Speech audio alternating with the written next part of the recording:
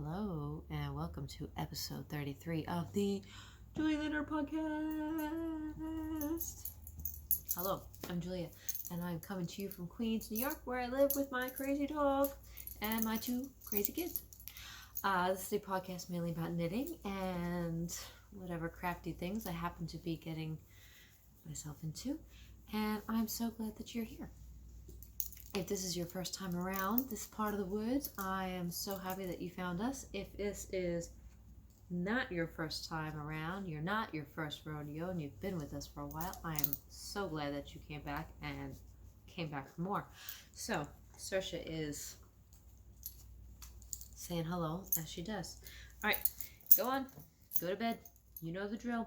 To bed. Good girl. Okay, so how's everybody doing? I know it's a little crazy. This I just recorded last week and I'm back. Did you miss me? I'm sure you did. I'm here because I'm here. So I hope you're all doing great. Let's talk about what we're working on, because you know what? I have a finished object today. And I've got a dog that just won't quit today. All right, so finished things. I have been working on my Mystery Advent KAL knit along by a Homespun house. And this was a pattern that Molly from a Homespun house had put out this past Advent season, which if you're not Catholic or what have you, that's the 4 weeks leading up to Christmas. So every Sunday leading up to Christmas this past December, there was a new clue to the knit along. It was a mystery. You didn't know what it was. And I like that. Well, let me backtrack. I don't love mystery knit alongs. I don't love signing up for something to work on something that you don't really know what it looks like. You don't know what the finished object is. And that, it's always a gamble. But I took the risk this time along, and it turned out to be a really nice pattern. And I'll show you the pattern, and then I'll tell you my thoughts on it. How's that? Does that sound good to you guys? Good. This is the Mystery Advent Knit Along Show. And I did knit this up in Homespun House yarns. And there were 4 colors here. The first color is First Snow. The second color is Mistletoe. The third color is, I'll tell you 1 second. It's going to be right there on the tip of my tongue, and I don't remember it. First Snow. Roasting Chestnuts. That's the third color. And it is, Roasting Chestnuts is grayish color. And then the last color is Winter's Night. And these were all held together with a strand of Mohair lace in the Oatmeal colorway, which is kind of a very neutral beigey kind of color. And I'm glad that I opted for the Mohair as opposed to not holding the Mohair with the fingering weight yarn, because I know I said this last week, I think if I hadn't, the transition between, or just the difference between the colors would be too harsh, and I did find that the Mohair kind of toned that down a little bit, and it faded really nicely. Now, I'm not a person to buy into the whole fade craze. I know that everybody and their mother has been knitting fades in everything, and I like them from afar.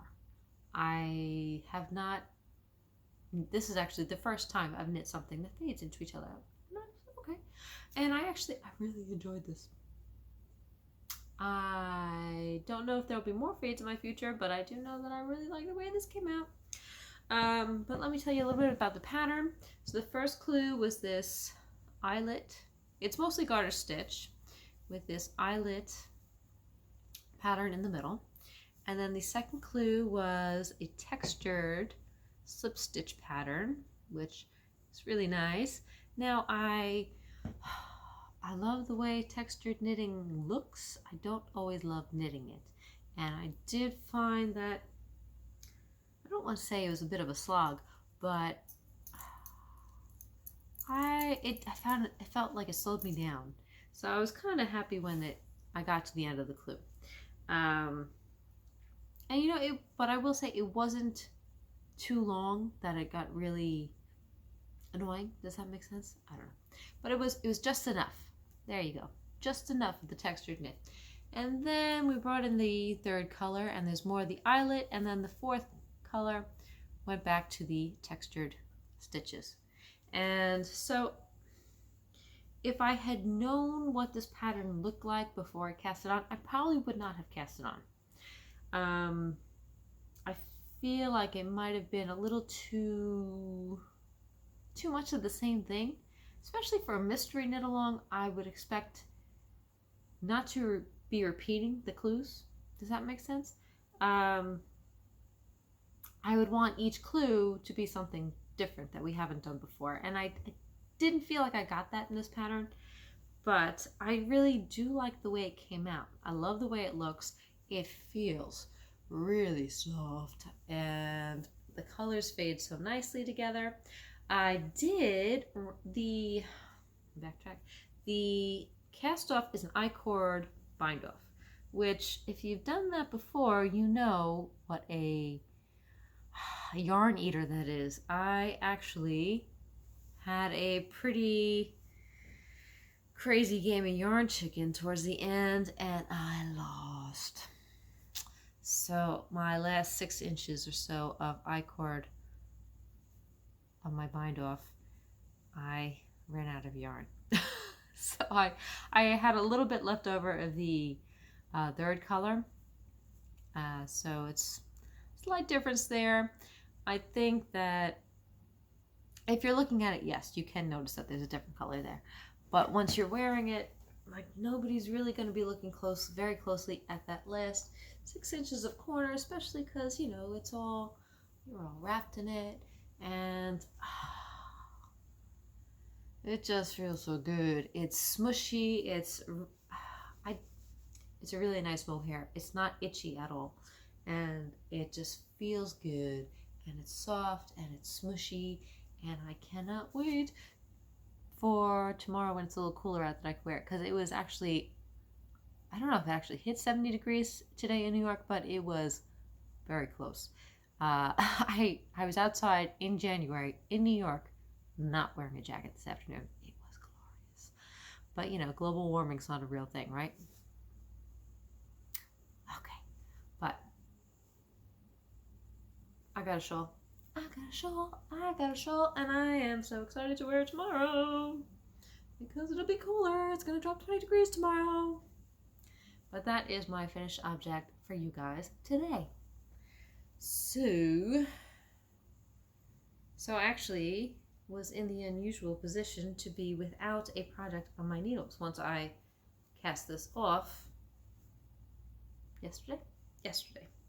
I finished this yesterday. I blocked it. It was completely dry today. Oh, it just feels like a dream. Okay, putting it down. So I had every intention of winding up some yarn to do Jessie May, her ripple crop top, because I have been eyeing that pattern for a while, and I have yarn in my stash marked out for it, and I can't wait to cast it on.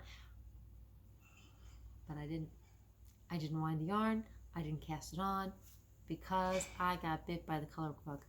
I love knitting color work, and if you guys have been watching for a while, you know that it's been a little while since I've had a color work project on my needles, and I was just like, I want something fast, and color work always goes fast. It's very potato chippy because you just want to go, but I just want to do one more row. Okay, hold on, I'll just do one more row.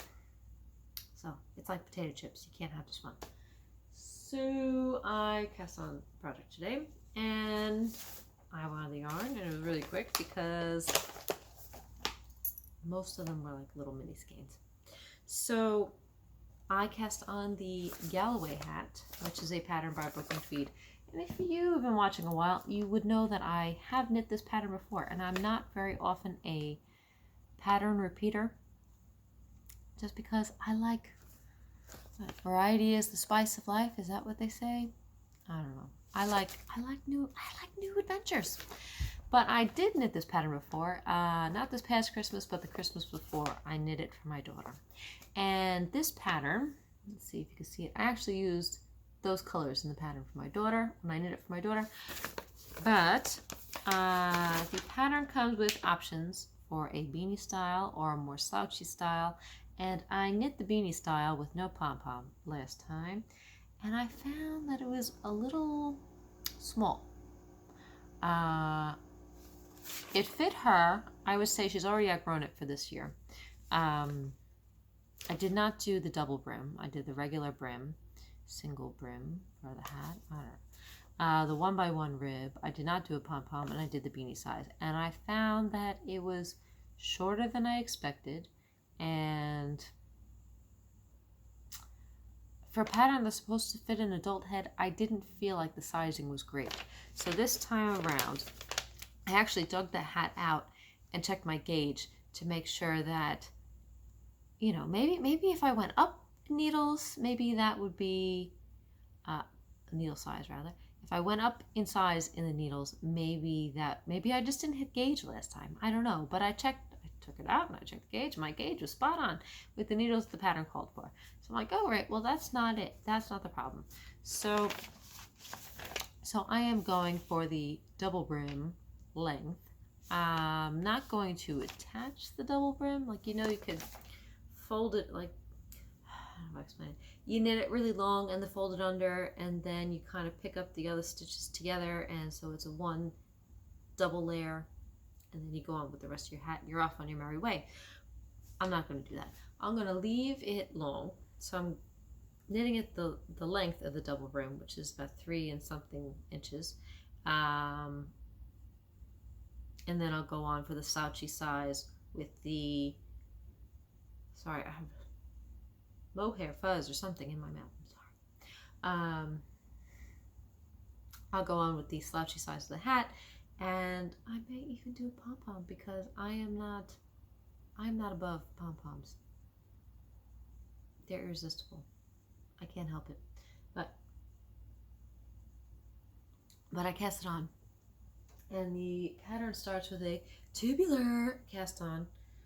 In all honesty, can you really do a tubular cast on without saying tubular? Because I know I can't. I think my daughter was giving me, looking at me like I had 5 heads today because I kept going tubular as I was doing it and looking up, how do you do a tubular cast on again? So there. So here's my waist yarn. It's just, the astute among you will notice that this is left over from the mittens that I knit for my son for Christmas. But this is my main colorway, my main color. And I am knitting this up in Brooklyn Tweed's Peerie. Is that? I feel like that's not what it's called. Peerie. Peerie base, which is 100% American merino wool. And it's not woolen spun like most Brooklyn Tweed. It's worsted spun, so it's a very round yarn. It's not as woolly and as it's not what you think of when you think of Brooklyn Tweed, which I like their regular yarn. I like this yarn too. It's actually really, sorry, I'm looking for a page that has my colorways on, my colors on. It's a very round yarn. It's very soft. It's not as rustic feeling as regular Brooklyn Tweed yarn is. It is a fingering weight yarn, and this main color here is called Burnished, and it's kind of like a dark mustard. I'd say it's not quite brown, but it's not quite yellow. It's kind of like where the two cross, but it's a little on the dark side. And I love that color. Let's see. But anyway, that's my main color. And then I will be pairing that with, hold on, where are my colors? They're in my bag. Okay, so we have sea glass, I believe this one is Lovat, Lovat, and Humpback. And together with my Burnished, they will look really nicely. So I'm really excited about that. And you know, it's a hat, so it shouldn't take too long. I like a quick project. I like a quick color work project too. Sorry, I'm like mid-row here. I'm like, oh, can I just start knitting on those stitches? But I'm not. I'm gonna be good. I'll wait till I get off and I'm done talking with you guys. So, Galloway hat. I'm excited. I'm digging it. I'm so excited to have something with color work on the needles. I do believe that I will be casting on the Ripple crop top soon, but you know, I've said that before. So who knows? You never know. That's what I'm working on. But you know what I was missing and I haven't worked on in a little while because, you know, Christmas knitting getting in my way. I haven't been working on my granny stripe blanket. So it came out yesterday and I remembered how much I love working on my crochet granny stripe blanket. So I realized I also haven't showed it to you guys in a while, so I figured I'd break it out and let you see how it's going. Now, this is, everybody and their mother has been knitting granny stripe blankets for the last few years, and I believe the pattern's Attic 24 or by Attic 24. I don't know. If you go to my Ravelry page, you'll be able to see the link. It's linked to the pattern in there. But I cast this on a while. It's been a long project in the making, and it is long enough, wide enough, doesn't fit in the screen, to fit across a queen size bed. So it's pretty long. It's like 300, I think I cast 360 something or 330 something, a whole crap ton of stitches. That's a scientific term, metric crap ton. That's how many stitches. But for the most part, I have scraps from other projects that I've worked on, or different mini skeins in here. And guys, I really love it. So let's look at all the colors that are in here. It's impossible for me to get this all in one screen, but here is the bottom. And I'll just kind of go like this. Okay, and there we go. So the last time I showed this off on here, I was on this dark, I'd say like an indigo color. It's kind of a bluish purpley. And I did a few rows since then. And you know, I just love the way it's coming along. I really loved that last night while I was working on it. It's long enough that I could be snuggled up under it, and it's like wearing a blanket and working on it at the same time. It was kind of nice. I liked it. But yeah, that's that. What else do I want to say about it? There's not a whole lot to say. Just that I'm happy to be having it on my needles. And my needles, my hook, crochet, I don't crochet often. I kind of feel like it's almost a different language from knitting. It's not that I don't know how to do it. It's sometimes that I forget that I know how to do it. So I have to kind of like switch gears every time I pick up a crochet project. But I really like working on this. I know a lot of people do a lot more color management of their blankets. There's no method to the madness here. I'm like, oh, that one looks good. I'll throw that one on next. So there's no real rhyme or reason to the blanket itself. Just a lot of stripes and colors, and it's awesome. So that's that. Those are all my projects for you guys today.